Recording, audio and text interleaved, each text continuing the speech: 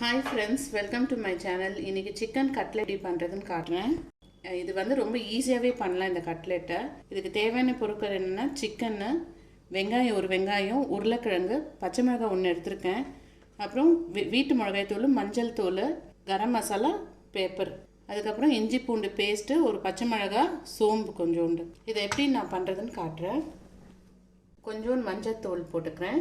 கரம் மசாலா ஒரு அரை ஸ்பூன் போட்டுக்கிறேன். வீட்டு மிளகாய் தூள் ஒரு ஸ்பூன் போட்டுக்கிறேன். இந்த சிக்கனுக்கு ஏற்ற அளவுக்கு நான் இஞ்சி பூண்டு பேஸ்ட்டும் இதிலே சேர்த்துக்கிறேன் கொஞ்சோண்டு. இந்த சிக்கனுக்கு ஏற்ற அளவுக்கு நான் உப்பு கொஞ்சம் சேர்த்துக்கிறேன். பெப்பர் வந்து ஒரு 3/4 ஸ்பூன் சேர்த்துக்கிறேன். இப்போ நம்ம எல்லாமே போட்டு பிசைஞ்சு வச்சாச்சு இல்லையா, இது நான் ஃப்ரிட்ஜில் வந்து ஒரு 5 minutes வைக்கிறேன். அதுக்குள்ளே நான் வந்து வெங்காயமும் இதெல்லாம் போட்டு பண்ணும்போது கரெக்டாக இருக்கும். அது வரைக்கும் ஒரு 5 minutes நான் ஃப்ரிட்ஜில் வச்சு எடுக்கிறேன். இப்போது நான் வந்து ஃப்ரிட்ஜிலேருந்து எடுத்துகிட்டு வந்துட்டேன். 5 minutes ஆகிடுச்சு. கொஞ்சோண்டு இதில் தண்ணி ஊற்றிக்கலாம் குக்கரில். நான் இது குக்கரில் தான் பண்ணுறேன், சிக்கனை வந்து வேக வைக்கிறதுக்கு. ஃப்ரிட்ஜிலேருந்து 5 minutes வச்சு நான் சிக்கன் எடுத்துகிட்டு வந்துட்டேன். சிக்கனுக்கு ஏற்ற அளவுக்கு கொஞ்சோண்டு தண்ணி ஊற்றிருக்கேன். நெக்ஸ்ட்டு வந்து உருளைக்கிழங்கு 2ஆக கட் பண்ணியிருக்கிறேன். அதையும் இதில் சேர்த்துக்கிறேன்.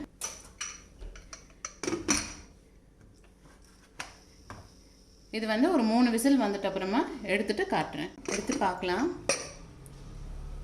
நல்லாவே சிக்கனும் இதுவும் எல்லாமே நல்லா வெந்திருக்கு.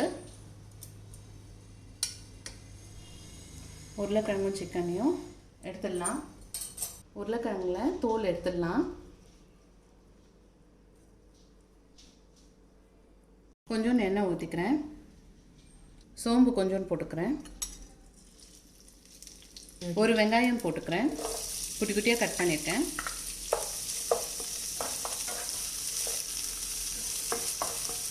இந்த டைமில் நான் இஞ்சி பூண்டு பேஸ்ட் கொஞ்சம் சேர்த்துக்கிறேன். ஆக்சுவலி இஞ்சியும் பூண்டும் குட்டி குட்டியாக கட் பண்ணி போடணும்.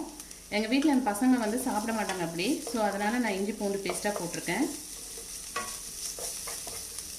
பச்சை மிளகாய் ஒன்று சேர்த்துக்கிறேன். இப்போது நம்ம அந்த சிக்கன்லாம் வேக வச்சுருந்தோம் இல்லையா, சிக்கனும் உருளைக்கிழங்கும், அதுவும் இதில் சேர்த்துக்கிறேன்.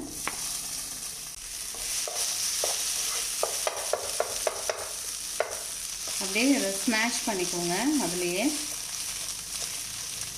இந்த உருளைக்கிழங்கு வெங்காயம் இதுக்கேற்ற அளவுக்கு ஏற்கனவே நம்ம சிக்கனுக்கு நம்ம உப்பு சேர்த்துட்டோம். இந்த உருளைக்கிழங்குக்கும் இந்த வெங்காயத்துக்கு ஏற்ற அளவுக்கு நான் உப்பு சேர்த்துக்கிறேன். ஏன்னா ஆல்ரெடி உப்பு சேர்த்ததால் பார்த்து போட்டுக்கலாம். ஸோ இதை ஆற வச்சு எப்படி பண்ணுறதுன்ட்டு காட்டுறேன். ஒரு முட்டை எடுத்துருக்கேன். நான் வந்துட்டு ஒயிட் பெப்பர் வந்துட்டு ஒரு அரை ஸ்பூன் சேர்த்துக்கிறேன். உப்பு சேர்த்துக்கலாம் அந்த முட்டைக்கு ஏற்ற அளவுக்கு. நான் ஒரு முட்டை தான் சேர்த்துக்கிறேன். இதை நம்ம நல்லா பிசைஞ்சிக்கலாம். இந்த சிக்கனு உருளைக்கிழங்கு எல்லாம் போட்டு மசாலா போட்டு இந்த பச்சை மிளகாய் எல்லாம் சேர்ந்து வரணும்.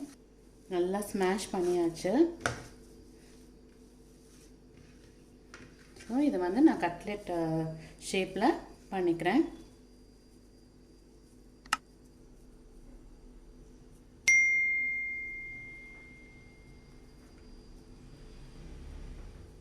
கட்லெட் ஷேப்பில் நான் பண்ணிக்கிறேன்.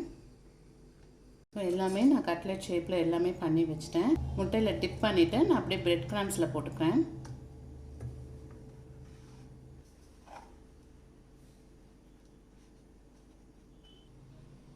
இந்த மாதிரி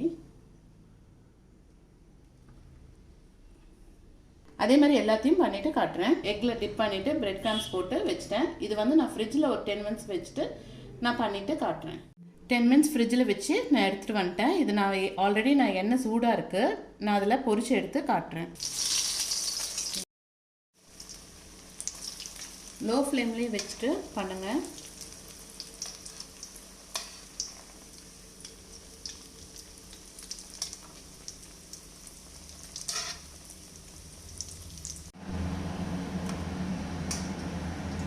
இப்போ பண்ணி முடிச்சாச்சு. நான் பிளேட்டில் வச்சுட்டு காட்டுறேன் உங்களுக்கு. ஓகே ஃப்ரெண்ட்ஸ், சிக்கன் கட்லெட் பண்ணிட்டேன். நீங்களும் வீட்டில் ட்ரை பண்ணி பாருங்கள். அவ்வளோ நல்லா இருக்குது டேஸ்ட்டும். நான் ஒன்று வந்து கட் பண்ணி உங்களுக்கு காட்டுறேன்.